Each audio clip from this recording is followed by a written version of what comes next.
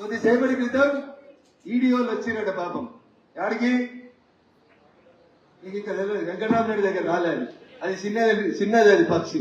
ముఖ్యమంత్రి మాజీ ముఖ్యమంత్రి చంద్రశేఖరరావు గారి మీద ఈడీ ఇప్పుడే కొద్దిసేపటి క్రితం కేసు నమోదు చేసింది. ఏం చెప్తారు పెద్దవంతులు ఏం చెప్తారు? మరి చెడగొట్టకురా, ఎవరికి అన్యాయం చేయకురా, అన్యాయం చేస్తే పాపం కలిగి పోతామని చెప్తారా చెప్పారా? వెంకటరామరెడ్డి ఆయన మెదకోడా, మెదకులో బీఆర్ఎస్ కోసం కష్టపడి జెండా మోసి ఏడిసి ఇందాక మన నరేంద్ర రెడ్డి చెప్పినట్టు ఊర్లో వెళ్ళిపోయిన కార్యకర్తల ఉసురు ఎవరికి దాకింది? వెంకటరామరెడ్డికి దాకింది. 200 కోట్లు కాదు, వాడు 500 కోట్లు ఖర్చు పెట్టినా వాడు ఎన్నికలలో గెలుస్తాడా? జర మొదలైంది ఇప్పుడే.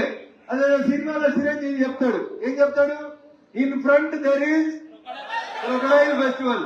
వెంకటరామరెడ్డి గారికి ఉంటుంది ఆ క్రొకడైల్ ఫెస్టివల్, గౌరవనీయులు హరీష్ గారికి ఉంటుంది, మాజీ ముఖ్యమంత్రి చంద్రశేఖరరావు గారికి కూడా ఇన్ ఫ్రంట్ జరిగే క్రొకడైల్ ఫెస్టివల్. పట్టోడు ఎప్పుడు చెడ్డోడు కాదు, బాధపడద్దు. మాట పడ్డం, గాయపడ్డం, దెబ్బ తిన్నాక పులి కొంచెం గట్టిగా వస్తుంది. దుబ్బాకల దెబ్బ కొట్టి కానీ చాలా ఎగిరిండి 6 అడుగులు ఉన్నాడు అన్నాడా? నిన్న సిద్దిపేటకి ఆయన ఉండగా ఆయన కూర్చున్న మీటింగ్ కి ఎస్కాట్ లో ఇంకోటి వస్తాడని కలగట్టడా ఎప్పుడన్నా హరీష్ రావు అనేటోడు అంటాడా? నిరూపించినవా? చేసినవా? ఇది సంకల్ప బలం. నేను గెలుస్తానా? బరాబరి గెలుస్తా.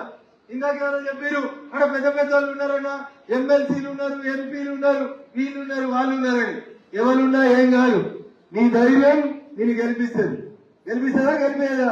అరే దానికి సజీవ తార్కాణం మీ ముంగట ఉన్నటువంటి రఘునందన్ రావు. అంతేనా? మనం ఏమైనా 100 కోట్లు వచ్చినామా? ఓటుకు 1000 వచ్చినామా? బీర్లు ఇచ్చినామా? బిర్యానీలు ఇచ్చినామా?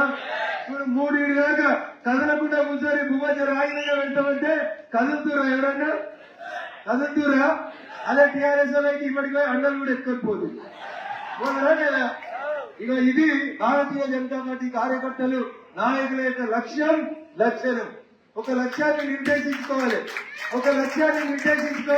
నేను సర్పంచ్ కావాలి, నేను ఎంపీపీ కావాలి, నేను ఎమ్మెల్యే కావాలి. ఈ కష్టంలో ఏడాకైనా పోవాలి. మనం ఏడాకైనా పోవాలి. శ్రీ ఒక మాట చెప్తాడు, చాలా సభలలో చెప్తా నేను. పోతే పోని, నేను ఈ యుద్ధంలోకి దిగినాక చాలా మంది పోయిరు. పోతే పోని, దాంట్లో సతీ ఉందా, సుతుడు ఉన్నాడా, ఇంకెవరు ఉన్నాడా పట్టించుకోకు. యుద్ధం మొదలు పెట్టిన తర్వాత యుద్ధం గెలిచేదాకా మళ్ళీ వెనక తిరిగి చూడొద్దు. పోయిన దాంట్లో ఎవరు పోయిందనేది దాని గురించి పట్టించుకోవద్దు. పోతే పోని సతుల్, వస్తే రాని కష్టాలు నష్టాలు. కానీ లక్ష్యం ఏంది? మెదక్ పార్లమెంట్ గెలువలే నరేంద్ర మోడీ గారికి గిఫ్ట్ ఇవ్వాలనుకున్నాం. ఇచ్చినవా లేదా?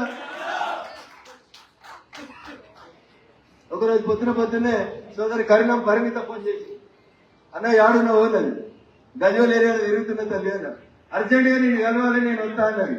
ఇంత దూరం ఎందుకు, నేను అటు వచ్చినప్పుడు చూద్దా అంతే అన్నాడు. కాదని అర్జెంట్ గా నీతో 2 మాటలు మాట్లాడాలని వచ్చింది అన్న. నాకు భయం అవుతుంది, ఎదురుగున్న వాళ్ళు బాగా డబ్బులు ఖర్చులు పెడతా ఉన్నారు.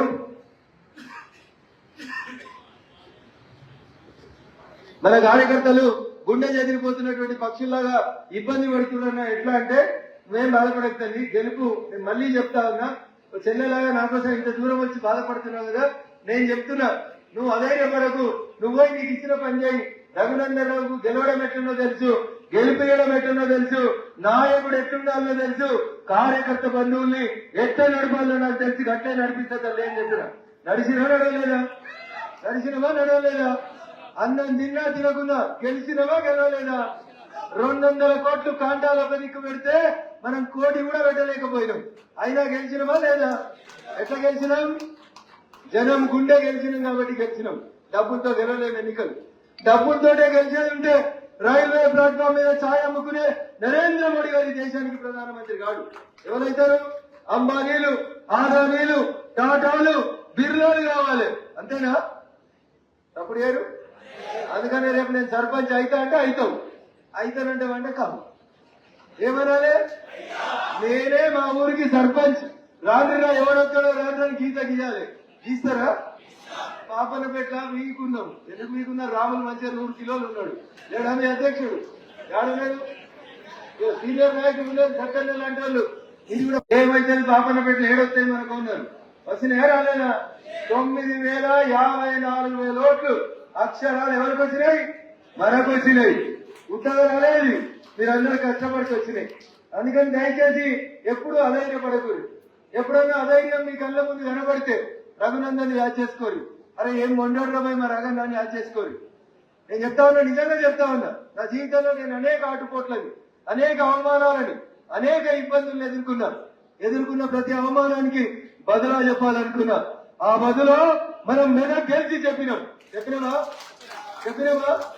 రేపు మీరు కూడా మీ ఊర్లో ఆయన ఎక్కిరిచ్చిండు ఈయన ఎక్కిరిచ్చిండు బీజేపీని ఎవడు ఉన్నాడు రాబాయి నువ్వు గాడు ఎందుకుంటావు ఇందాక సతీష్ అన్నాడు నలుగురు లేని ధర్నా కాడ ఏం చెప్తాడు రాబాయి బాధపడకూడదు self confidence is more important నేను మా ఊరి సర్పంచ్ అయితా తిరుగు రేపటి నుంచి ఇంటింటికో దండం పెట్టు రూపాయి ఖర్చు పెట్టకు వాళ్ళ దగ్గరనే ఛాయ్ తాగు వాళ్ళ దగ్గరనే పువ్వు తిను అక్కను చెల్లేను ప్రేమతోటి వాళ్ళని గెలువు తప్ప పైసలతోటి గెలుస్తా అనుకుంటే మాత్రం కాదు అవుతుందా మెదక్లో అన్ని మండలాలలో ఒక పాపన్నపేట తప్ప మిగతా అన్ని మండలాలలో మనకు మెజార్టీ వచ్చింది ఈ మెజార్టీ రేపు పెరగాలనా తగ్గాలనా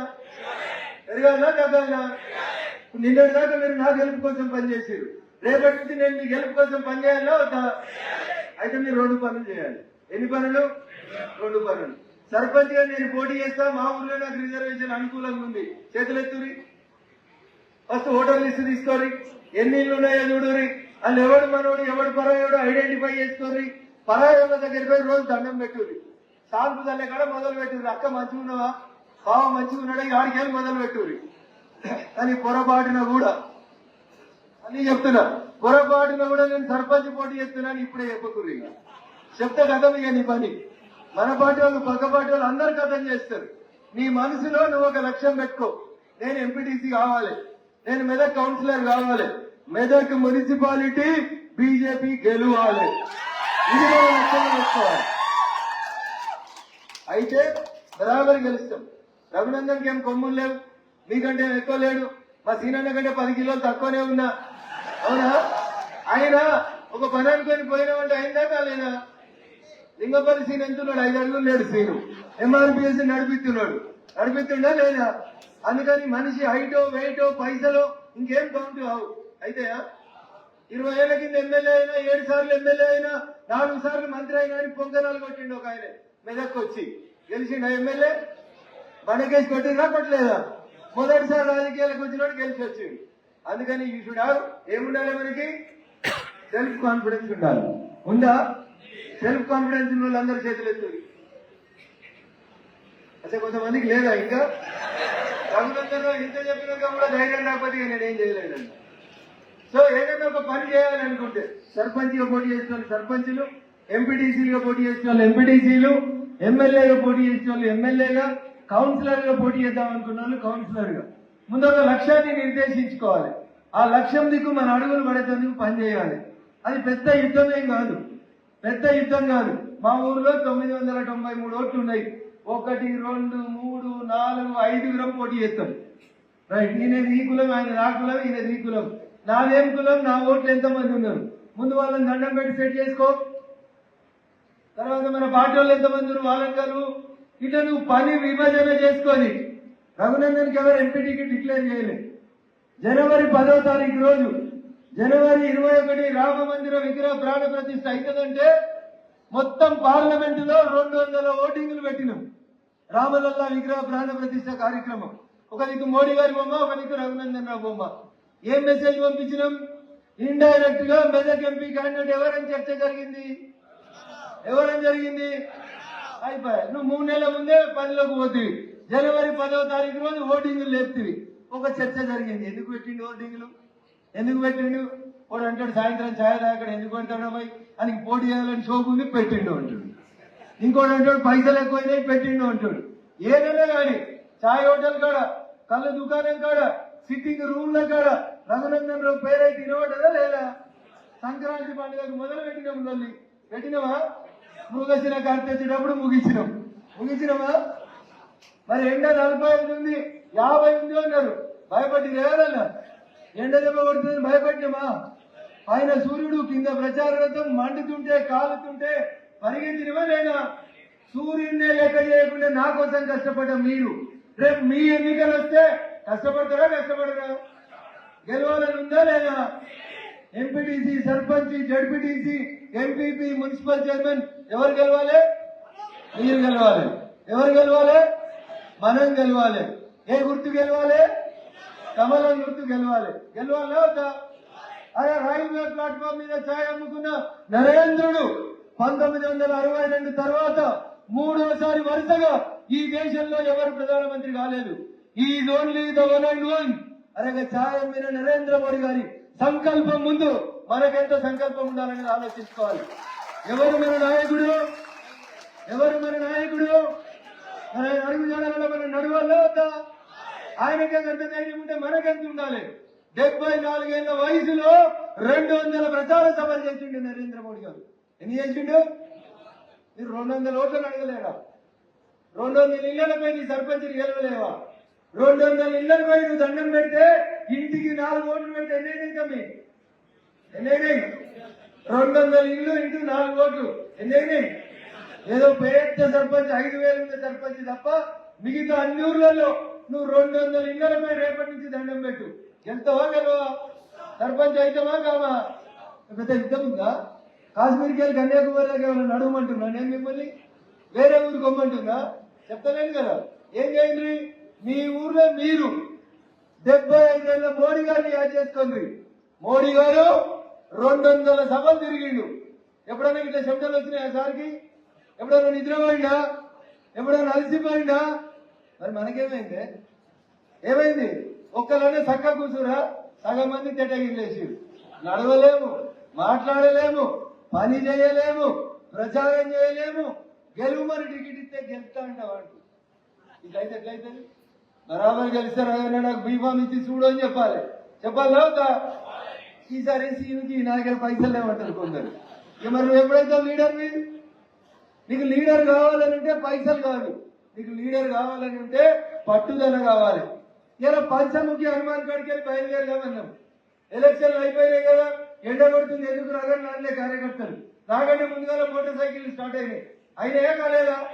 వచ్చినవా రాలేదా? ర్యాలీగా వచ్చినవా? ఇది మన స్పిరిట్ ఉండాలి. ఉంటుందా? మన నాయకుడు ఎవరు? ఎవరు? రోజు ఎన్ని గంటలు పని చేస్తుండు సారు? మీరు 4 గంటలు చేయండి.